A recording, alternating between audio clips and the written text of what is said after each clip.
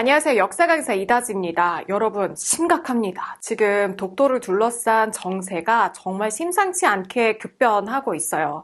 제가 너무나 심각성을 느껴서 2023년, 그러니까 작년부터도 계속해서 독도와 관련된 영상을 찍으려고 준비를 했다가 드디어 이제 찍게 되었습니다. 일단 2023년, 2024년, 작년과 올해를 거쳐서 독도를 둘러싼 정세가 완전히 요동을 치고 있어요. 일단 일본에서 새로운 교과서가 발표가 됐는데요. 이 교과서 내용이 정말 가관입니다. 교과서 내용을 조금 보면은 독도는 일본의 영토이다. 한국이 불법 점거하고 있다라고 하는 억지 주장이 더욱더 커지고 있어요. 어린 애들한테 이런 거를 교육을 시키면서 세뇌시키면서 지금 계속해서 독도와 관련된 말도 안 되는 영유권 주장을 하려고 하고 있는 거죠. 독도는 한국이 불법 점거했다는 표현이 83.3%나 실리게 됐고요. 독도는 일본 고유의 영토이다라고 하는 표현이 88.9%나 이 88.9%의 교과서에 실리고 있습니다. 이것뿐만이 아니라 일본은 독도와 관련된 예산도 크게 이제 늘리면서 이거에 대해서 정말 본격적으로 앞으로 더더욱이 공세를 가하겠다라고 하는 걸 보여주고 있어요. 자, 작년 9월에 연합뉴스에서 나왔던 기사였어요. 일본은 독도는 일본 땅이라고 하는 홍보 예산을 늘릴 때 우리는 삭감했다. 독도 주권소 예산이라고 하는 예산이 있어요. 독도와 관련된 여러 예산이 있는데 그 중에 하나의 예산이 주권소 예산과 관련해서 우리나라에서는 25%가 삭감이 된 거예요. 그래서 23년에 5억 1,700만 원에서 24년에 3억 8,800만 원으로 줄었다. 반면에 일본 정부는 내년 예산안에 외국을 상대로 영유권 주장을 홍보하기 위한 명목이라고 되어 있는데 이거는 독도만 들어가는 건 아니고요. 일본이 이제 뭐 국제사회 깡패잖아요. 다른 나라 뭐 러시아랑 분쟁이 있는 쿠릴 열도라던가 아니면 센가쿠 이런 지역에 대해서도 여러 가지 영유권 주장과 관련해서 홍보하기 위한 명목으로 약 3억 엔 27억 원을 편성을 했다. 그러니까 홍보를 위한 금액으로만 이 정도 금액을 편성했다라고 하는 거죠. 그러니까 일본이 본격적으로 이 해양과 관련된 바다에서의 전쟁을 본격적으로 돌입하겠다라고 하는 거를 보여주는 신호라고 생각이 됩니다. 더더욱이 제가 가장 큰 문제라고 인식을 하는 것은 작년에 동해상에서 한국, 미국, 일본이 이 관련된 합동 군사 훈련을 했어요. 해군 군사 훈련을 했는데 이거는 일반적으로 한국, 미국, 일본은 어떤 동맹이에요? 자본주의 세계를 수호하기 위한 군사 동맹이라고 볼 수가 있죠. 그런데 이 미국 국방부에서 처음으로 동해를 일본해로 표기를 했습니다. 자, 미국 인도태평양사령부 홈페이지에서 캡처한 내용인데 여기 보면 Sea of Japan이라고 보이죠. 우리 울릉도 독도가 있는 동해를 공해가 아니라 일본해라고 표현을 하고 있는 거예요. 그래서 JTBC 같은 언론사에서 국방부에다 공개적으로 질의를 했는데 일본해가 맞다라고 이야기를 한 공식적인 답변이 최초로 나온 게 작년이었습니다. 자, 우리의 바다 그리고 우리의 영토를 둘러싼 국제 정세가 이렇게 급박하게 변화를 하고 있습니다. 자, 그러면 일본은 도대체 어떤 입장인가? 여러분, 독도 어느 나라 땅이에요? 당연히 우리 땅이죠. 그런데 일본에서 어떨까요? 일본도 똑같이 인지를 하고 있다는 거예요. 제가 어떤 일본 방송을 보면서 정말 경악을 금치 못했던 게 당시에 봤던 일본 방송을 캡처한 거고 제가 직접 이제 번역한 내용인데 지금 보이는 게 한국 어린아이들입니다 라고 하면서 우리나라 어린아이들이 독도는 우리 땅이라고 하는 노래를 부르는 장면이 일본 방송에서 나와요. 일본에서도 이제 패널들이 여러 명이 앉아있겠죠. 당연히 우리나라 어린아이들이 울릉도 동남쪽 뺏길 따라 200리 막 이런 노래를 부르니까 일본 방송에서 패널들이랑 사회자가 뭐라고 하냐면 아니 한국에서는 어릴 때부터 이렇게 어린아이들을 세뇌시켜서 독도를 자기네 땅이라고 인식을 하는 거군요. 와 진짜 이거 문제 심각하네요. 우리 일본에서 뭐라고 표현해요? 아 다케시마에 대해서 우리 더욱더 영유권 주장을 강화를 해야 된다라고 하는 내용으로 방송이 흘러갑니다. 아니 누가 할 소리를 누가 하는 거야 라고 하는 생각이 들겠지만 이게 지금 일본에서의 정서라는 거예요.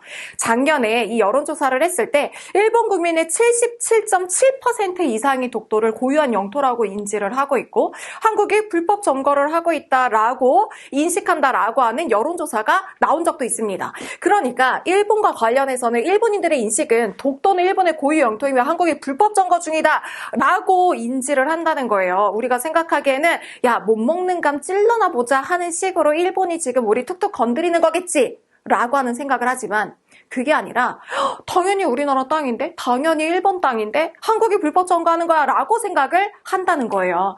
일본의 논리는 교묘합니다. 그래서 우리가 일본의 논리에 대해서 반박을 하고 우리의 실효적인 지배를 강화해 나갈 때 중요한 것은 그 교묘한 논리의 틈을 해집음과 동시에 실효적인 지배를 강화해 나가야 되는 부분이에요. 그러면 도대체 일본은 독도를 왜 이렇게까지 탐내느냐? 사실 역사적으로 아니면 옛날 지도에 어떻게 나와 있었다라고 하는 문제보다 더욱더 중요한 건 현실을 살아가는 우리와 미래를 살아가는 우리의 모습이잖아요. 현실과 미래의 독도를 빼앗겨서는 절대로 안 되는 땅이기 때문에 일본이 이렇게 독도를 탐내고 있는 거죠.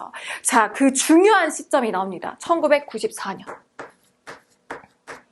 1994년부터 일본의 독도에 대한 이 말도 안 되는 영유권 주장이 아주 강력하게 바뀌게 돼요. 왜 그랬느냐? 1994년을 기점으로 해서 독도가 돌로 된 돌섬이 아니라 금으로 된 금섬 수준의 가치가 있다라고 하는 거를 확인하게 됐거든요. 이때 해양법이, 국제적인 해양법이 발효가 됩니다. 효력을 발휘한다라고 하는 뜻인데, 해양법에 따르면 원래는 어떻게 되어 있었냐면 이 배타적 경제 수역이라고 하는 부분이 있어요. 우리나라의 영토를 기준점으로 해서 원래 해양법이 바뀌기 전에는 이 12해리까지는 여기에서 물고기도 잡고 자원도 탐사하고 배타적으로 활동할 수 있는 구역이 12해리 정도였다는 거죠. 그런데 1994년에 새로 바뀐 해양법이 발효되고 난 다음에는 영토를 기점으로 해서, 여기가 만약에 독도라고 하면 독도를 기점으로 해서 200해리까지 엄청나게 넓은 지역까지 배타적 경제 수역이 적용이 되는 겁니다. 그래서 일본이 생각을 한 거죠. 12해리까지만 해도 사실 어느 정도의 가치는 있다고 생각을 했는데 200해리라고 하면 우리가 탐사해야 될 자원의 양이라던가 혹은 여기에서 주장할 수 있는 권리들이 엄청나게 커지게 되는 거니까 독도를 무조건 일본의 땅으로 해야 되는구나 라고 하는 생각을 했던 거예요. 왜냐? 독도에는 엄청난 경제적 가치가 있거든요. 여러 자원들이 있지만 그 중에서도 차세대 에너지 자원이라고 불리는 메탄 하이드레이트. 이 메탄 하이드레이트가 아마도 6억 톤 정도가 매장되어 있을 것으로 추정이 됩니다. 얘가 불타는 얼음으로 불리는데요. 드라이아이스랑 비슷해 보이는데 불이 붙는 이런 재질을 가지고 있어요. 이 메탄 하이드레이트 6억 톤을 천연가스로 환원을 하게 되면 여러분 경제적 가치가 얼마 정도에 해당되는지 아세요? 150조 원입니다. 150조 원. 이 독도와 관련된 자원 탐사에 있어서 아주 중요한 자원들이 많이 들어가 있고 그거를 배타적으로 이 경제 수역에서 활동을 해 나가면서 여러 가지 자원들을 채취하기 위해서는 독도를 무조건 자기 영토로 편입을 시켜야 된다라고 하는 계산이 일본에서 들었겠죠. 그래서 21세기의 전쟁은요, 우리 19세기 제국주의, 이런 제국주의 확장을 펼쳐 나갈 때는 다 어디에서의 전쟁이었어요? 땅에다가 깃발 꽂기였어요. 땅에다가 깃발 꽂기를 하면서 땅을 둘러싼 전쟁이었다면 21세기 이후의 전쟁은 바다에서의 전쟁입니다. 바다에서의 전쟁. 이 전 세계적으로 바다에다가 탐사선을 보내고 잠수정을 보내고 자원을 탐사하는 시대가 바로 지금의 이 시대인 거예요. 우리는 여기 얼만큼 준비가 되어 있나 라고 하는 부분도 생각을 해봐야 되는 거죠. 그리고 독도는요, 미국도 이 독도에 대해서 아주 중요하게 인지를 하고 있는 게 이 독도 같은 경우에는 지정학적으로 군사적으로 아주 요충지에 자리를 하고 있습니다. 자, 독도에서 보게 되면은 러시아 태평양 함대가 어느 쪽으로 이동하는지도 볼 수가 있고요. 이 사회주의 국가죠. 북한과 관련해서 육해 공군과 관련된 여러 가지 움직임들도 포착을 할 수가 있습니다.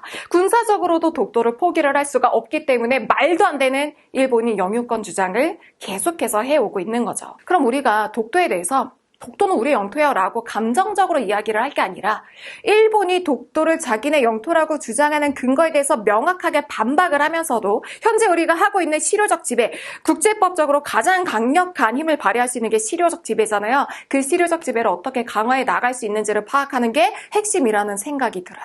자, 그러면 일본의 주장을 한번 알아보고 이거에 대해서 제가 하나하나 반박을 해드릴 거예요. 이거 여러분들 머릿속에도 들어가 있으셔야 돼요. 알겠죠? 일본의 주장 첫 번째, 일본의 그 방송 있잖아요. 그거를 이 캡처한 장면을 보여드리면서 얘기를 해드릴게요. 일본이 한국에 반환하는 영토에 독도는 없었어. 이게 일본의 주장 첫 번째입니다.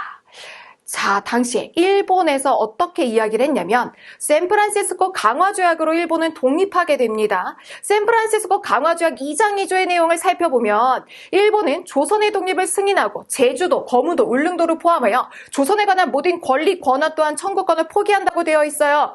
그러니까 독도는 여기에 없습니다. 일본의 이 방송의 사회자가 활짝 웃으면서 독도는 여기에 없어. 그러니까 일본이 한국에 반환해야 되는 영토에 독도는 없었어 라고 이야기를 하는 거예요. 여러분들 모두 다 알겠지만 관련해서 다시 한 번만 우리가 이 흐름을 파악하기 위해서 제가 설명을 해드리면 우리나라는 1910년부터 1945년까지 일본의 식민 통치를 받죠. 강제 점령을 받았던 식민 지배 통치 시기가 있었습니다. 자, 그러고 난 다음에 일본이 45년에 패망을 하게 되는데요. 일본이 패망을 하게 되는 전쟁이 제 2차 세계 대전이에요.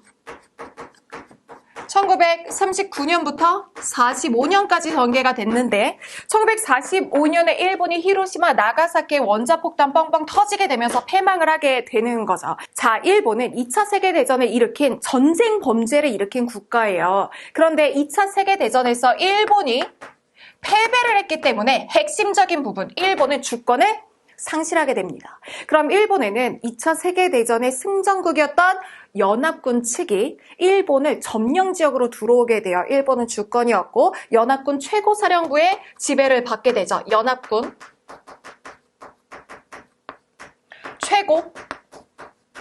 최고사령부. 대략적으로 52년까지 지배를 받는데 얘를 GHQ라고도 불러요. 그냥 들어만 두세요. 사실상 연합군 최고사령부가 2차 세계대전에서 일본 같은 경우에는 패전국이니까 따낸 땅인 거예요. 점령지인 거예요. 이 정부가 구성이 되고 난 다음에 이 미국을 중심으로 해서 일본을 다시는 2차 세계대전 같은 전쟁을 일으키지 못하는 국가로 만들기 위한 여러 가지 작업들이 단행되어 나갑니다. 그런 과정 중에서 일본이 패배를 하면서 주권을 상실됐다고 했잖아요. 이 일본은 언제까지고 주권을 상실한 국가로 남겨둘 수는 없으니까 일본이 이 주권을 회복하는 조약이자 2차 세계대전을 일으킨 이 가해 국가였기 때문에 피해를 받은 국가들이랑 화해를 체결을 해야 되는 거예요. 그 화해를 체결한 조약이 바로 샌프란시스코 강화 조약입니다. 화해를 맺었다라고 얘기를 하는 거예요. 그러니까 샌프란시스코 강화 조약에는 무조건 들어가야 되는 내용이 어떤 내용인 거예요? 2차 세계대전에서 일본이 다른 나라를 때렸어요. 그러면 그동안 우리가 때리고 뺏은 것들 다 돌려줄게 미안해라고 말하는 조약이 샌프란시스코 강화 조약인 거죠. 이게 1951년 9월 8일 날 체결이 됩니다. 당시에 체결이 되었던 모습이에요. 일본이 뭐라고 주장을 하는 거예요? 그러니까 일본이 한국 그동안 때리고 빼앗았던 거 미안해 돌려줄게 라고 말했던 것 중에 제주도, 거문도, 울릉도는 들어갔지만 야 독도는 여기에 기술되지 않았잖아. 그러니까 너희한테 돌려주는 영토의 범위에 국제적으로 체결한 조약에 독도가 들어가 있지 않으니까 독도는 일본 땅이라고 주장을 하고 있는 거예요. 자, 여러분 분하시죠? 일본이 이렇게 주장을 하고 있어요. 그럼 여기에 대해서 어떻게 반박을 하실 거예요? 우리가 분한 거에서만 끝나서는 안 됩니다. 여기에 대해서 명명백백하게 근거를 제시해서 우리 또 반론을 제시할 수 있어야 된다는 거죠. 사실 샌프란시스코 강화 조약의 내용이 알려졌을 때 우리나라에서 가만히 있었을까요? 가만히 있지 않았습니다. 우리와 관련해서 독도와 관련된 내용이 빠진 거로 확인을 하고 이거를 다시 넣어달라라고 하면서 요청을 했지만 미국의 국방부 차관보였던 러스크가 서한을 보내오면서 뭐라고 이야기를 하냐면 독도는 미국 정부에 의하면 조선의 일부로 취급된 적이 없으며 1905년경부터 일본의 시마네현 오키섬 지정의 관할이었다. 조선의 영토로 볼 수 없다라고 하는 답변을 받기도 했습니다. 선생님 그러면 독도는 일본 땅인 거 아니에요? 라고 생각을 하는 친구들이 있을 수 있어요. 지금부터 여기에 대해서 반박을 해보자고요. 자, TMI를 얘기를 해드리면 저 같은 경우에는 저희 부모님은 강화도 교동도 출신이세요. 그런데 강화도 교동도가 샌프란시스코 강화조약의 내용에 명시가 되어 있지 않죠. 그러면 교동도는 지금 일본의 땅일까요? 아니라는 거죠.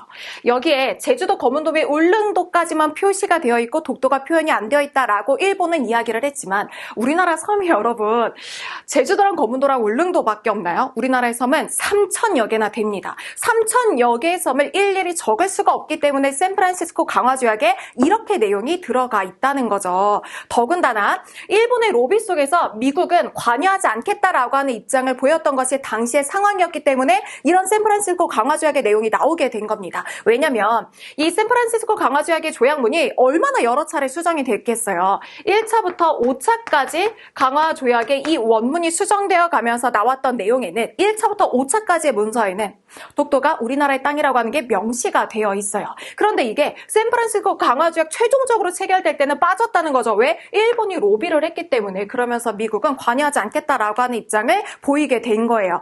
뭐 영국이나 뉴질랜드 같은 경우에는 독도를 돌려주는 형태 반드시 기술해야 된다라고 하는 의견을 내기도 했었지만 이거에 대해서 또 미국이 반발을 하게 되면서 의견차를 좁히지 못하게 되면서 열강들은 여기에 대해서 노코멘트 하는 쪽으로 입장을 정리했던 게 샌프란시스코 강화조약이라고 하는 겁니다. 자, 그런데 중요한 부분이 있어요. 자, 샌프란시스코 강화조약이 1951년 9월 8일에 체결이 돼요. 그런데 그거보다 더 전에 1945년 9월 2일, 그러니까 연합군 최고사령부가 일본이 주권이 없던 시절 일본을 장악하고 있던 시절에 발표했던 스카핀 문서에는 분명히 독도는 한국령이라고 하는 내용이 들어가 있다는 거죠. 그러니까 일본이 얘기를 하는 거예요.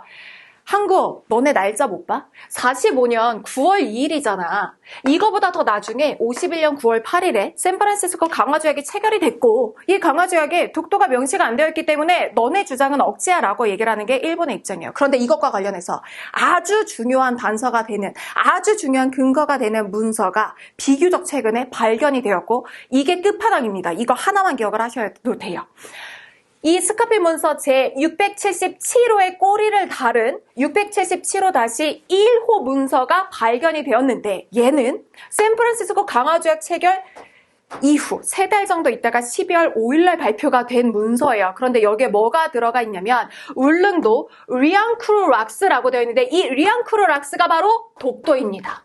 울릉도, 독도, 제주도 일본 영토 아니다. 한국의 영토이다 라고 하는 거를 명시한 문서가 나온다는 거죠. 그러니까 일본은 사실 677호-1호의 이 스카핀 문서만으로도 지금 어떤 주장도 사실 할 수 없는 상황입니다. 여러분들 기억을 해주세요. 샌프란시스코 강화조약의 내용보다 더 중요한, 더 이후에 발표됐던 이 스카핀 문서 677호-1에 이미 독도는 일본의 영토가 아니다. 한국의 영토로 들어간다라고 하는 내용이 명시가 되어 있다는 거죠. 아니 그럼 선생님 도대체 미국 우리나라 우방국인 줄 알았는데 이 국방부 차관보라고 하는 러스크라고 하는 사람은 왜 도대체 일본의 영토를 인정을 해준 거야? 그 얘기 한번 짚고 넘어가 보자고요. 러스크 서한이 있었던 1951년이 여러분 어떤 해였는지가 중요합니다. 1951년 우리나라는 아비규환이었어요. 정말 말 그대로 혼돈스러운 그런 상황이었는데 우리나라는 50년부터 53년까지 북한의 갑작스러운 침공 속에서 6.25 전쟁이 일어났죠.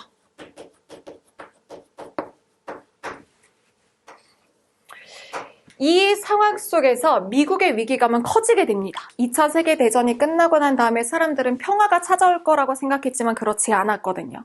당시의 세계는, 2차 세계대전 이후의 세계는 총성은 울리지 않지만 차가운 이념전쟁이 계속되고 있었어요. 콜드워라고 부르는데 자본주의 진영과 사회주의 진영으로 나뉘어서 싸우고 있었던 거죠. 미국은 자본주의 진영의 대빵이었고 소련이 사회주의 진영의 대빵이었습니다. 그런데 미국이 딱 봤더니 동아시아, 한국, 중국, 일본의 정세를 살펴봤더니 자칫하다간 이 동아시아 전체가 일본 빼놓고는 빨간색 사회주의로 물들 위기라고 생각이 들었던 거예요. 왜냐하면 1949년에 중국에서 이미 이 자본주의 세계를 지향하는 국민당과 사회주의의 공산당이 전쟁을 벌였는데 국공내전.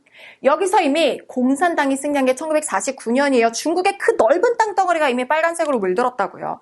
미국이 생각하기에 이 6.25 전쟁이 북한의 침공으로 시작이 되자마자 한반도까지 만약에 공산화가 된다면 이 동아시아 세계에서 자본주의를 수호할 수 있는 나라 센터가 되는 거 일본밖에 없는데 라고 하는 생각에 이 독도같이 군사적으로 아주 중요한 요충지에 있는 독도는 일본의 영토라는 게 유리하다라고 하는 판단을 했던 거죠. 로비의 결과였고 미국의 공식 입장도 아닙니다. 그리고 여러분 논리가 교묘하다고 했잖아요. 미국이 독도는 일본 땅이라고 얘기하면 독도는 일본 땅이 되는 건가요? 아닙니다. 미국의 공식적인 입장도 아니고 미국의 한 개인이 의견을 피력한 거에 대해서 일본이 주장의 근거로 내세울 때 미국이 왜 그렇게 생각했지라고 얘기를 하기보다는 이 미국의 입장이 중요한 게 아니죠. 우리의 생각과 우리의 주관과 우리의 역사가 중요한 거니까요. 그래서 당시에 이렇게 됐던 이유는 이 동아시아 세계 공산화되는 거에 대해서 일본을 자본주의 세계의 반공 기지로 삼으려고 했기 때문에 이런 논리가 나왔다라고 하는 당시의 시대적인 맥락을 파악을 해보시면 좋을 것 같아요. 그러면 일본의 주장 두 번째도 한번 격파를 해보자고요. 일본의 주장 두 번째는 무인도를 우리가 먹은 거야, 무주지라고 하죠. 주인 없는 땅을 우리가 선점했어 라고 얘기를 하는 게 일본의 주장입니다. 가기결정에서 일본의 주장이에요. 이미 일본 땅으로 되었습니다. 1905년 가기결정 문서입니다. 여기에 독도를 일본 시마네현에 편입시킨다고 나와 있습니다. 국제법상 점령이라고 나와 있죠? 그러니까 일본이 점령했다는 점이 국제법상으로도 명확하게 인정돼서 이것을 시마네현에 편입시킨다고 적혀 있습니다. 1905년에 이때부터 이곳을 일본어로 다케시마라고 부르기 시작했습니다. 1905년, 그러니까 일본의 얘기는 시마네현 고시를 통해서 국제법상 무주지, 주인 없는 땅이었던 독도를 일본 땅으로 편입을 시켰고, 사실 1905년에 딱 다케시마로 딱 규정을 해서 시마네현으로 편입을 시켰지만 그 전에 17세기에도 일본의 어민들이 가서 거기에서 어업활동, 물고기 잡이를 했기 때문에 일본이 영유권을 이때도 확립을 했어 라고 얘기를 하는 게 일본의 얘기예요. 그런데 이건 반박을 하는 것 자체가 너무나 입이 아프고 말도 안 되는 얘기라 그냥 무시해주고 싶지만, 반박을 해주면 무주지 선점이라고 하는 건 완전 제국주의 열강의 논리예요. 서양 열강이 19세기에 아프리카 사람들 짓밟고 거기를 식민지로 만들고 싶을 때 주인 없는 땅에 깃발 꼽는 게 임자지라고 하면서 내세웠던 게 무주지 선점 논리였고요. 그거를 폭력적인 일본이 제국주의적으로 확장을 해나갈 때 그대로 다시 우리나라에 적용을 시킨 게 1905년의 상황이었습니다. 그런데 독도가 주인 없는 땅이었나요? 전혀 아니라는 거죠. 나중에도 다시 얘기하겠지만 6세기 지증왕 때 이사부라고 하는 장군을 시켜서 이미 우상국 일대를 복속을 시켰어요. 우상국이 바로 울릉도와 독도 일대죠. 그것뿐만이 아니라 1905년에 시마네현 고시를 통해서 우리가 여기를 편입시킨 거야 라고 얘기를 하지만 그로부터 5년 전 1900년에 우리는 이미 독도와 관련된 실질적인 이 지배를 하고 있었다라고 하는 것을 보여주는 근거의 문서들이 나와 있습니다. 무주지가 아니에요. 대한제국 친령 제41호 1900년에 발표돼 5년 더 앞선 문서죠. 여기를 보면 울릉도를요, 울도로 계칭을 해요. 얘는 뭐냐면 이 울릉도와 독도 일대를 울도군으로 승격을 시키는 거예요. 좀 더 확실하게 관리를 하기 위해서 도감을 군수로 개정하는 건 제2조에서 구역은 울릉도와 죽도, 여기에 나오는 석도가 바로 독도입니다. 일본의 말대로라면 주인 없는 땅을 우리가 선점했어, 우리가 편입시킨 거야 라고 얘기를 하지만 주인 없는 땅이라뇨. 국가 입장에서 칙령을 발표해서 여기에 대해서 우리 지배를 강화할 거야, 이 석도를 관할을 더 열심히 할 거야 라고 하는 거를 발표를 했다는 거죠. 그러면서 결정적으로 1902년에 일본 어민이 울릉도 독도 일대에 물고기 잡이를 하러 와요. 그러면서 어떻게 해요? 대한제국에다가 세금을 냅니다. 왜? 울릉도 독도 일대가 우리나라 땅이기 때문에 일본의 어부들이 물고기 잡이하려면 우리나라에다 세금을 냈다는 거예요. 이게 바로 실효적 지배를 강력하게 보여주는 근거 중에 하나입니다. 사실 이것뿐만이 아니라 아주 오래전부터 6세기부터도 독도는 우리의 영토로 관리가 되고 있었어요. 그럼 도대체 1905년 일본이 도대체 왜 시마네현 고시를 통해서 독도를 자기네 땅으로 편입시켰다고 주장을 하는가? 이 시기가 중요해요. 1904년부터 1905년까지 일본은 러시아와 전쟁을 벌입니다. 러일 전쟁을 벌이는데 전쟁의 주요한 무대가 됐던 게 한반도의 앞바다들이었어요. 그러니까 일본의 입장에서는 러시아의 이 함대의 움직임을 관측하기에 가장 최적의 장소였던 독도의 군사적인 가치를 파악을 하고 여기에다가 불법적으로 군사용 막루를 설치를 합니다. 그러고 난 다음에 불법적으로 편입을 시켰던 게 독도고요. 여러분, 나중에도 다시 얘기를 하겠지만 독도는요, 우리나라 땅 중에서 일본에 제일 먼저 빼앗긴 땅이에요. 이 독도에 대해서 우리가 지키지 못한다? 일본의 제국주의적인 침략, 식민 지배에 대한 역사를 우리가 그대로 청산을 하지 못하는 결과입니다. 자, 그러면 선생님, 그런데 일본의 어민들이 17세기에도 와서 울릉도 독도 일대에서 물고기 잡이 했다고 하잖아요. 이건 어떻게 된 거예요? 사실 6세기에 이 지증왕 때 이사부를 시켜서 우상국, 울릉도 독도 일대를 이미 복속을 시켰기 때문에 이때부터도 우리의 관할하에 있었는데 이때는 잠깐 일본 어민이 이렇게 활개를 칠 수 있는 환경이었어요. 공도정책을 실시를 했거든요. 공도정책이 뭐냐면 섬을 비워두는 정책입니다. 독도나 울릉도 같은 섬을 비워뒀다는 거예요. 왜 비워둔 거죠? 관리를 더 열심히 해야 되지 않나요? 생각할 수가 있는데 이것도 일본 놈들 때문이야. 일본이 당시에 너무 국가적으로 질서가 잡혀있지가 않았기 때문에 일본 도적대들이 우리나라나 중국의 남부 해안에 와서 도적질하고 난리를 쳐버립니다. 그래서 울릉도나 독도 일대에 우리나라 사람들이 가가지고 있게 되면은 무기를 든 일본의 도적대들한테 습격을 당해서 죽임을 당할 수도 있는 상황이었기 때문에 이 왜구 문제가 잠잠해질 때까지 공도 정책을 취해 나갔던 거예요. 하지만 계속해서 우리는 여기를 실효적으로 지배하고 우리 영토로 관리를 하고 있었습니다. 심지어 17세기 말에 우리가 잊어서는 안 되는 이름이죠. 이 안용복 같은 경우에는요, 부산 동래현 출신이에요. 그리고 놀랍게도 노비 출신이셨습니다. 울릉도 일대에서 이 가가지고 물고기 잡이를 하고 있었는데 일본 어민들이 거기서 함부로 물고기를 잡더래요. 그래서 막 이제 시비가 붙은 거죠. 그래서 왜 남의 나라 땅에 와가지고 물고기를 잡고 그러냐라고 얘기를 했더니 일본 어민이 아닌데 여기 우리 땅인데 라고 얘기를 해서 싸우다가 쪽수에서 밀리셨던 거죠. 일본 어민들한테 붙잡혀서 일본으로 끌려가십니다. 그런데 거기서도 당당하게 울릉도 독도 일대는 우리나라 땅이다 라고 하는 거를 이야기를 하셨고요. 도토리현에서는 울릉도 독도 일대가 이 조선의 땅이다 라고 하는 것을 확인하는 문서까지 가지고 오시게 됩니다. 그런데 이 문서를 중간에 시마네현에서 뺏기게 돼서 빈손으로 돌아오시긴 하지만 어쨌건 간에 일본에 넘어가서 확인을 받으셨던 거죠. 그런 다음에 이 안윤복 선생님이 나중에도 걱정이 되셨던 거야. 그래서 친구들 11명을 이끌고 다시 울릉도 독도 일대를 가서 일본 놈들 와가지고 물고기 잡나 안 잡나를 살펴봤더니 또 한 11명 정도가 와가지고 물고기를 잡더라는 거죠. 그래서 이번에는 이 안윤복 선생님이 얘기를 합니다. 내가 이 조선의 관리다. 이 지역을 관할하는 관리인데 너네 자꾸 넘어와가지고 여기서 불법적으로 물고기 잡이를 하니까 이 김에 단단히 너네 버릇을 고쳐주겠다라고 하면서 우리나라 지도를 챙겨가지고 일본으로 넘어갑니다. 그런 다음에 지도를 보여주면서 얘기를 하시는 거예요. 울릉도 독도 일대는 우리나라 강원도의 관할이다. 다시는 여기에서 불법적으로 물고기 잡는 행위 뭐라 그래요? 조업행위를 하지 말라라고 이야기를 했고 일본의 확인을 받기까지 합니다. 그러고 난 다음에 조선에 돌아왔는데 어떻게 해야 돼요? 상을 드려야 되잖아요. 이렇게 민간 외교관으로서 역할을 했으니까 조선 정부에서는 사형을 내립니다. 이유가 뭐였을까요? 관리를 사칭했다라고 하는 죄였죠. 나중에 감형을 받아서 유배형으로 끝나기는 했지만 당시에는 우리의 지금의 정서랑은 일치하지 않았던 것 같아요. 하지만 이런 안윤복 선생님 같은 분들이 열심히 활동을 한 결과 독도가 조선 땅이면 일본에 넘어가서 확인을 받았던 일도 있습니다. 심지어 여러분, 일본은요, 국가가 공식적으로 울릉도 독도는 일본의 영토가 아니다, 상관하지 말라라고 하는 문서까지 내려요. 이게 바로 태정관 지령이었는데 1877년 일본의 정치가 어땠냐면 1868년에 메이지 유신이라고 하는 개혁이 있어서 원래 있었던 사무라이 정부 에도막부가 문을 내리고 메이지 정부가 들어섰던 시기였어요.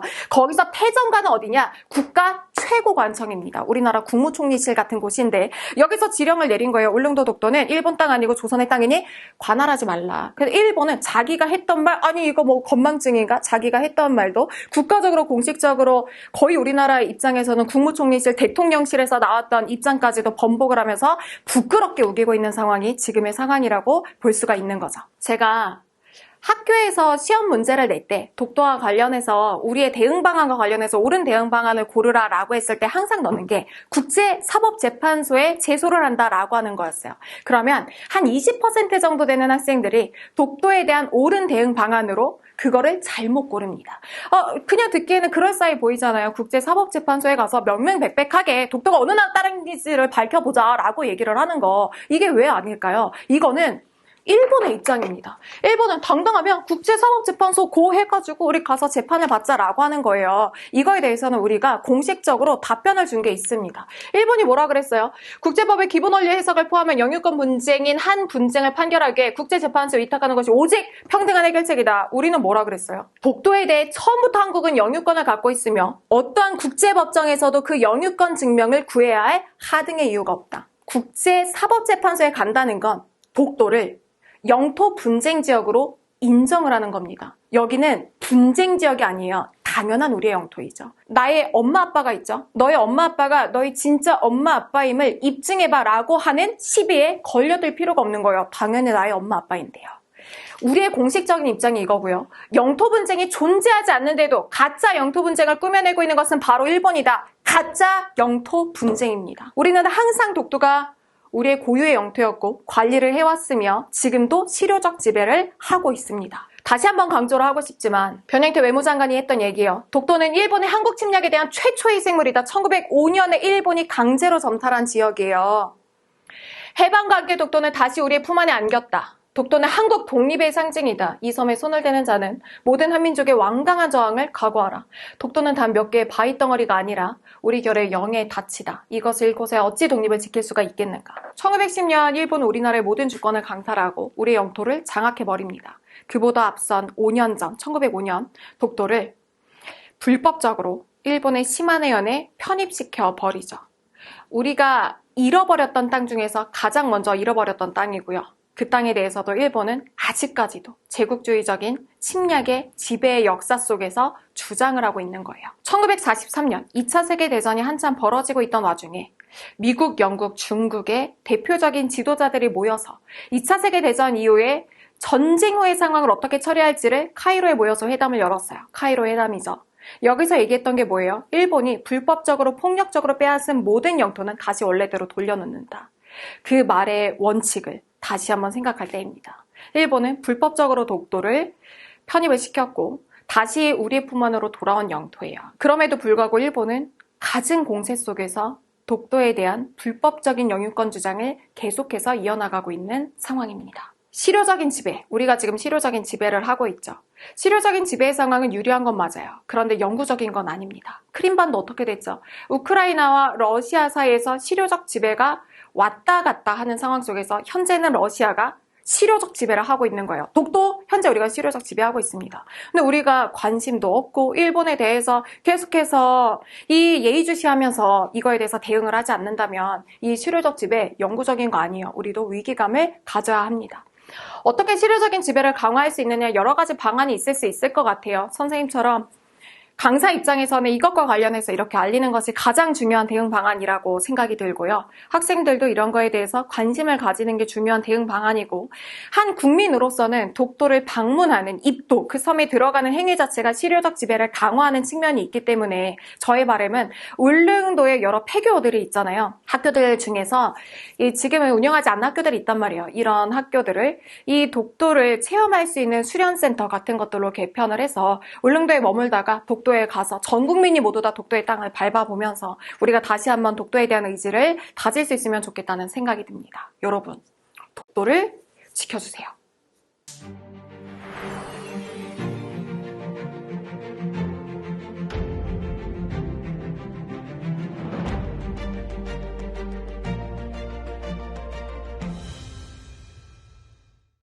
안녕하세요. 메가스터디 역사 통합사의 대표 강사 이다지입니다. 여러분, 일본에서요, 올렸다 하면 유튜브에서 조회수가 팍팍 나오는 주제가 하나 있어요. 어떤 내용인지 제가 썸네일을 한번 가지고 와 봤는데요. 지금 조회수가 한 100만회, 119만회 이렇게 찍혀있죠. 100만회, 200만회 이렇게 나오는 썸네일이 있습니다. 어떤 내용을 올렸길래 도대체 이렇게 조회수가 잘 나오나, 어떤 내용인지 제가 한번 번역해보면 2028년 쯔이니 니혼가 산유국이라고 써있는 거를 볼 수가 있습니다. 2028년 드디어 일본이 산유국이라고 써있죠. 여러분, 산유국이 뭐예요? 석유를 생산하는 국가죠. 이게 왜 2028년에 일본이 산유국이 된다는 거지? 제목을 또 한번 들어가서 볼게요. 7광구에는 사우디아라비아보다 10배 더 많은 천연가스가 포함되어 있습니다. 2028년이면 일본의 상륙 이렇게 쓰여있죠. 7광구가 뭔지는 모르겠지만 7광구가 일본께 된다 이런 얘기를 하고 있죠. 계속해서 지금 몇 년이 나오고 있어요? 2028년이 또 나오고 있습니다. 심지어요, 우리나라 대통령 사진을 떡하니 넣은 썸네일들도 너무나 많더라고요. 전 대통령도 있고 현직 대통령도 있고 여기에도 들어가 있는 내용이 뭔지를 한번 봤더니 2028년 일본은 석유 대국으로 한국의 반응을 봐주세요 라고 들어가 있죠. 우리나라도 다른 나라가 우리나라 어떻게 보는지 되게 궁금해하잖아요. 일본도 똑같은가 봐요. 또 여기에서도 반복되는 게 2028년 일본이 석유 대국이 된다. 뭔가 2028년을 기다리는 느낌에 우리나라가 되게 부러워할 거야, 배아파할 거야 라고 하는 뉘앙스를 계속해서 풍기고 있습니다. 자, 이 썸네일도 제목을 한번 들어가 보면요. 7광구는 2028년 일본 영해로 온다. 부러워하는 이웃나라, 부들부들 이런 거를 얘기를 하고 있습니다. 그러면 여기서 반복적으로 등장하는 키워드들을 분석해 보자고요. 뭔지는 잘 모르겠어도 어느 지역을 지금 일본이 가지게 됐다는 거죠? 바로 7광구입니다. 여기에다가 지금 일본이 기다리는 게 몇 년이에요? 2028년이에요. 일본이 뭐가 된대요? 석유뿐만 아니라 천연가스 이런 많은 자원을 얻을 수 있는 나라가 된대요. 자, 그럼 일본이 산유국이 되면 어느 나라가 부러워한다고요? 한국이요. 자, 여기서 오늘 기억해야 될 4가지 테마가 다 나왔습니다. 자, 석유와 천연가스가 풍부한 칠광구라고 하는 지역이 2028년에 일본 거가 된다. 그래서 한국이 부러워할 것이다. 이거죠. 자, 첫 번째 테마 칠광구부터 가보자고요. 칠광구가 뭔데요? 이 광구라고 하는 게 무슨 뜻이냐면 우리나라에서 광물을 채취할 수 있는 구역을 설정을 했어요. 광물 채취 구역이라고 해서 광구라고 표현을 한 거죠. 우리나라에는 이렇게 총 8개의 광구가 존재합니다. 그중에서 제주도랑 굉장히 가까운 바다에 칠광구가 설정이 되어 있는 거예요. 그런데 여기를 지금 눈으로 딱 보기에는 어느 나라랑 가까워 보여요? 우리나라보다는 일본이랑 거리상으로는 가까워 보입니다. 그런데 그건 눈으로 보이는 육지랑 가깝다는 거고요. 이 바닷속으로는 상황이 달라집니다. 바다 밑으로는 우리나라의 대륙봉과 이어져 있는 것이 바로 이 칠광구 지역이거든요. 자, 그러면 대륙봉을 들어가 보자고요. 대륙봉이 뭐냐면요. 대륙봉은 쉽게 말해서 육지가 바다에 잠긴 부분을 뜻해요. 그래서 예를 들어서 이 얕게 잠겨있는 이 대륙봉 같은 경우에는 육지랑 연결되어 있는 그런 지역인 거죠. 그런데 이 대륙봉에 엄청난 생물자원, 광물자원이 풍부하게 매장이 되어 있습니다. 세계 곳곳에서 석유나 천연가스전 이런 것들이 발견이 되었는데 그중에서 약 30% 이상 정도가 이 대륙봉 해저에서 발견이 됐거든요. 그러니까 이 칠광구라고 하는 곳은 제주도로부터 쫙 보게 되면은 여기가 이 대륙봉으로는 쭉 이렇게 우리나라의 육지가 바다에 잠긴 부분과 대륙봉으로 쭉 이어져 있는 게 바로 칠광구라고 하는 거예요. 아니 선생님 대륙봉에서 석유랑 천연가스가 엄청 나온다면서요. 이 칠광구에도 있어요? 생각할 수 있죠. 안 그래도 1960년대 말에 유엔 극동경제위원회에서 여기에 탐사를 합니다. 그랬더니 여기에 엄청난 석유가 묻혀 있을 것 같다고 발표를 하죠. 그게 에머리 보고서라고 하는 건데요. 그때 각 전문가들이 분석을 하고 난리가 나요. 우리나라 입장에서도 석유 한 방울 안 나는 나라라고 생각을 했는데 정말 석유를 생산하는 국가가 될 수 있다라고 하는 꿈에 이제 부풀게 된 거죠. 그러면서 어떤 분석이 나오냐면 만약에 여기가 제대로만 개발이 된다면 우리나라가 사우디아라비아 다음으로 세계 2위의 산유국이 된다는 말까지 나오게 됩니다. 당시 1960년대 말이면 우리나라는 어떤 대통령이 통치하고 있을 때였죠? 박정희 정부였습니다. 우리나라가 어떻게 했겠어요? 이 박정희 정부에서 정말 잘한 일인데요. 1970년 1월 1일 칠광구를 대한민국이 신속하게 선점을 합니다. 그러면서 공포한 게 해저, 광물, 자원, 개발법이에요. 그러니까 칠광구는 한국 소유라고 선언을 딱 해버린 거죠. 그런데 여기 일본이랑 거리상으로 더 가깝다면서요. 일본이 가만히 있었나요? 가만히 있지 않죠. 그런데 사실 이 시점이 중요합니다. 이 칠광구를 우리가 선점한 게 1970년이랬잖아요.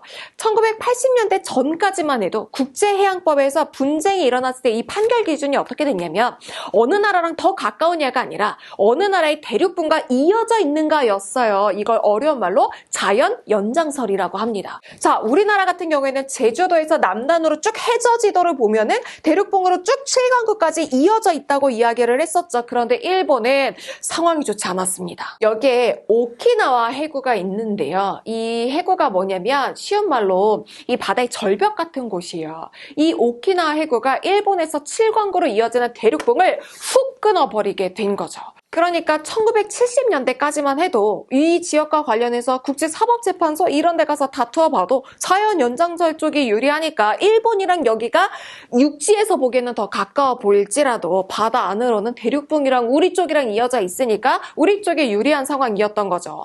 근데 그렇다고 가만히 있을 일본이 아니잖아요. 국제재판소에 제소를 하겠다 아니면 우리나라의 경제협력을 끊겠다라고 하면서 갖은 회유와 협박을 우리 정부 측에 하게 됩니다.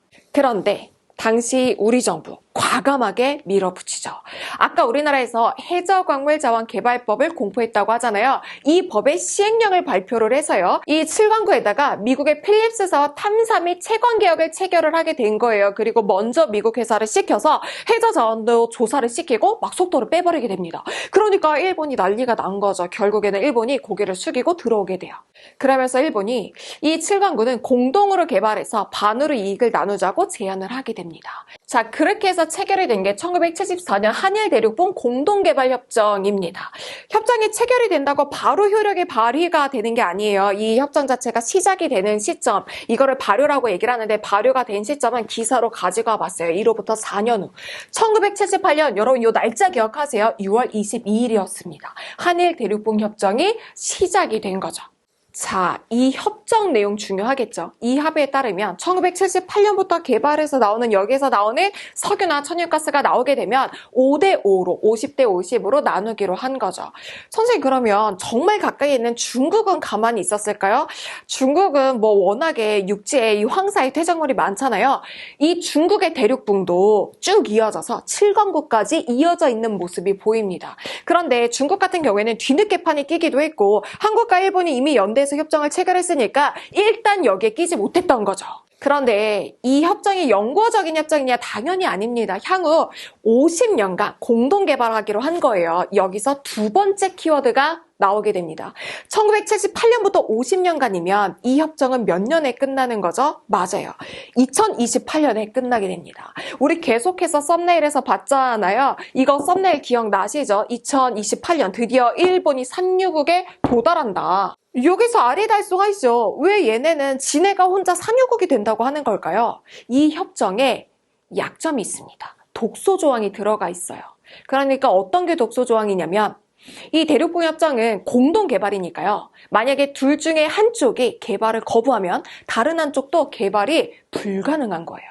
왜 이런 내용이 들어갔을까? 당시에 우리나라는 일본보다 기술력이 부족했겠죠. 그러니까 우리나라가 기술력이 부족한데 만약에 공동 개발인데 일본이 혼자만 탐사선을 보내서 자원을 개발하고 우리를 따돌려 버리면 어떡하지? 라고 하는 생각을 한 거죠. 우리는 단독으로 개발을 하는 게 당시에는 어려운 상황이었으니까요. 자, 그러면 어떻게 공동 개발하고 탐사를 했는가? 이게 탐사 기록이요. 1980년부터 시작해서 1986년까지 쭉 개발이 된 내용을 볼 수가 있고요.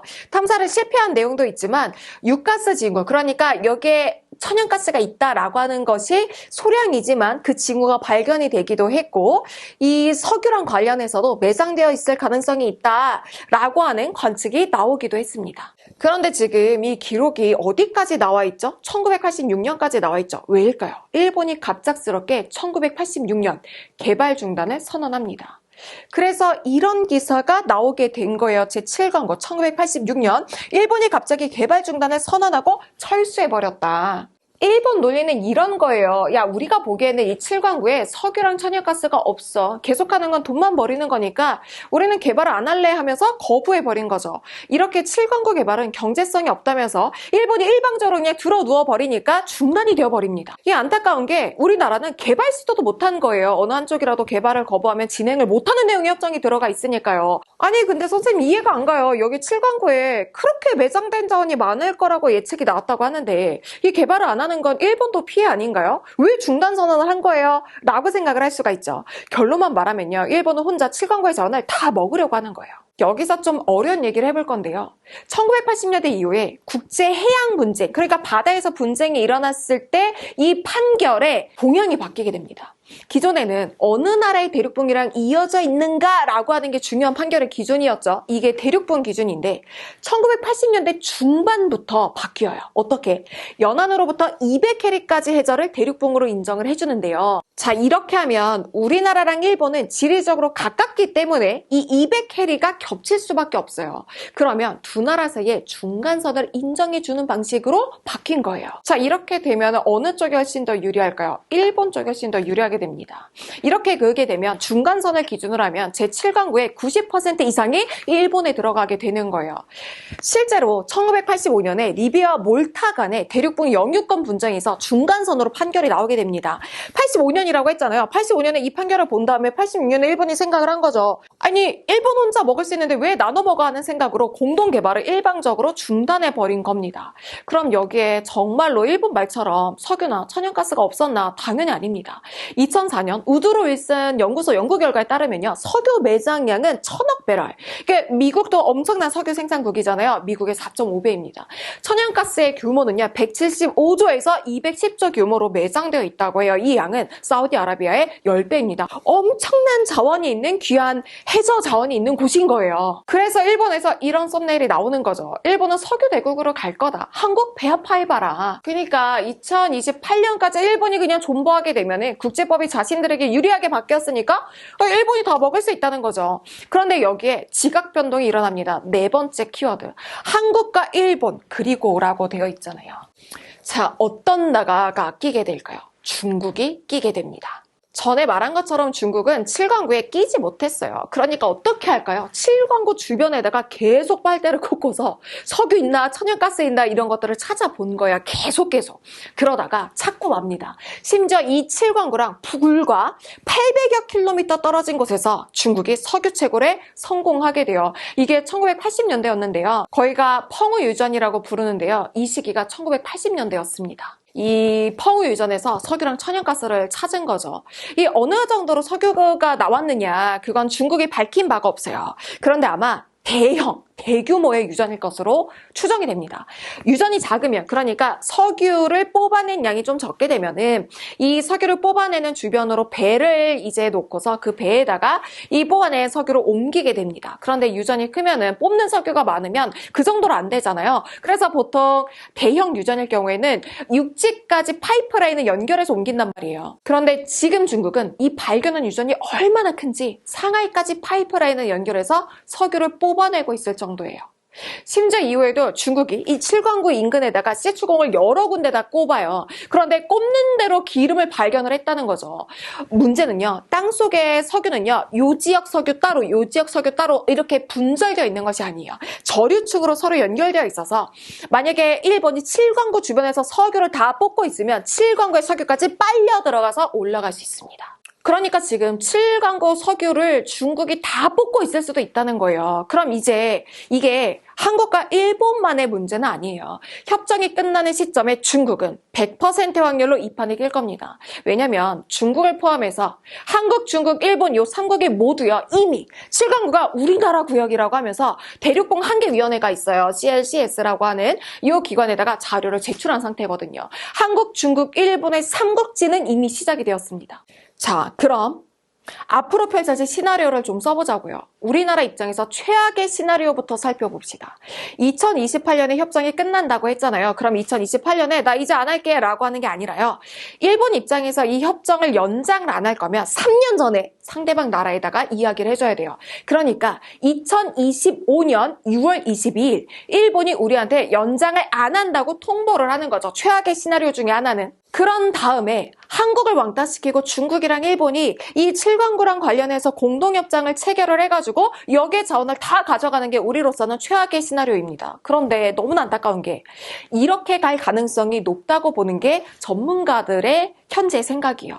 그럼 우리는 어떻게 해야 할까요? 일단 재판에 가게 되면 우리한테 유리하진 않을 거라고 했잖아요. 이제는 뭐가 아니라 대륙동이 아니라 각 나라 중간선으로 될 가능성이 커졌다고 했죠. 그러면 칠광구의 몇 퍼센트는 일본에 넘어가요? 90% 이상 일본에 넘어간다고 했습니다. 그럼 우리는 뭐를 해야 되냐? 할 수 있는 게 아무것도 없냐? 아닙니다. 우리도 할 수 있는 게 있어요. 지금 우리가 이미 협정을 체결을 했잖아요. 이 협정을 성실하게 이행하라고 일본에 압박을 가해야 하는 거예요. 국제법도 중요하지만 국가와 국가 간의 어쨌건 간의 대륙봉 협정은 정식으로 체결된 협정이잖아요. 여기서 우리가 밀어야 하는 게 있습니다. 요거 기억해두세요. 바로 UN 해양법 협약 83조 제3항 신의성실 교섭 및 자제 의무입니다. 아니 솔직히 일본의 입장이 어쨌건 간에 비겁하잖아요. 나라와 나라 사이에 자원을 공동 탐사하고 나눠 가지기로 협정을 했어요. 당시로선 우리가 유리했다고요. 그런데 일본은 신의성실하게, 그러니까 성실하게 신뢰를 가지고 이걸 이행했느냐? 아니라는 거죠. 지금 속된 말로 축구 경기라고 하면 침대 축구 하는 거잖아요. 시간 끌게 하면서 버티고 있잖아요. 우리한테는 이렇게 시간이 계속해서 흘러가는 게 결코 유리한 상황이 아니라는 거죠. 그럼 우리는 계속해서 메시지를 줘야 된다고요. 저기 저 칠광구에는 풍부한 자원이 있을 거다. 그렇기 때문에 일본은 지금 매우 의도적으로 자원책으로 혼자 하기 위해서 저러고 있다는 것과 관련된 자료를 차곡차곡 쌓아야 한다고요. 2020년에 우리 정부가 일본 내무성에 통보를 했어요. 너희는 칠광구가 경제성이 없다고 했잖아. 그런데 우리가 보기엔 저기에 엄청난 석유와 천연가스가 나올 것 같아. 그래서 우리나라는 조광권자라고 하죠. 자원채굴을 담당하는 사업자인데 조광권자로 석유공사를 지정했으니까 니네도 지정해서 빨리 협정을 이행해야 돼 라고 얘기를 한 거죠. 그런데 일본은 2020년이면 코로나가 한창일 때였어요. 코로나가 심했을 때였잖아요. 코로나 때문에 지금은 협의할 상황이 아니라면서 발을 또 빼버렸습니다. 그래도 기대해 볼 수 있는 건 한국과 미국, 일본은 자본주의 세계를 수호하는 동맹을 체결한 국가잖아요. 자, 이 관계 속에서 같이 손잡고 사회주의 국가 중국을 견제해보자고 설득을 해야 되는 거죠. 이제 2025년 6월 22일까지 1년 정도 남았습니다. 시간은 계속 흐르고 있어요. 우리나라 입장에서는 신의 한 수가 필요한 때입니다.